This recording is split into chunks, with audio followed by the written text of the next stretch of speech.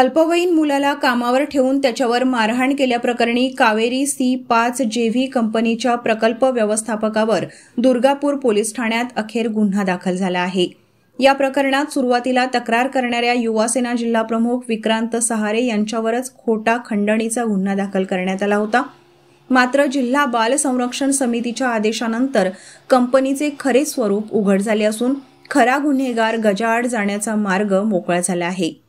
डिसेंबर 2024 मध्ये गिरी सिद्धापल्ली या तत्कालीन HR अधिकाऱ्याने 20,000 रुपये घेऊन एका अल्पवयीन मुलाला कावेरी कंपनीत रोजगार दिला। ही कंपनी वेकोलीत माती उत्खननाचे काम करते। काही दिवसांनी प्रकल्प व्यवस्थापक व्यंकटेश रेड्डी रजण्णा रेड्डी सुट्टीवरून परतल्यानंतर त्यांनी या अल्पवयीन मुलाला कार्यालयात बोलावले। त्याला शिवीगाळ करून मारहाण केली आणि जीवे मारण्याची धमकी दिली। नंतर त्या मुलाला कामावरून कमी करण्यात आले आणि त्याला पगारही देण्यात आला नाही। न्याय मिळावा म्हणून पीडित मुलाने आणि त्याच्या आईने जिल्हा बाल संरक्षण समितीकडे तक्रार केली। समितीने दोघांचे जबाब नोंदवून संपूर्ण प्रकरणाची चौकशी केली आणि कावेरी कंपनी विरोधात कायदेशीर कारवाईचा आदेश दिला।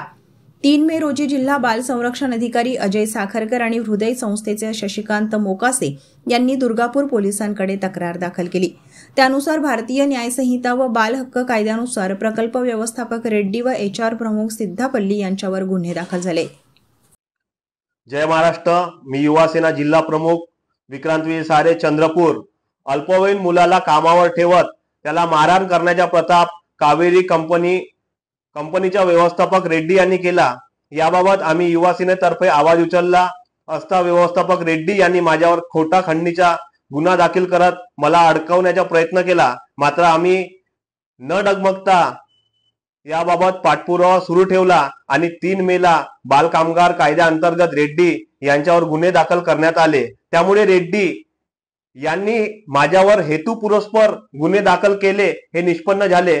जिल्ह्यात कुठेही असे प्रकरण घडत असल्यास त्याबाबत उद्धव बाळासाहेब ठाकरे शिवसेना प्रणित युवासेना आवाज उचलल्याशिवाय राहणार नाही। आरोपी रेड्डीवर कठोर कारवाई व्हायला हवी यावर आमचा पाठपुरावा सुरू राहणार।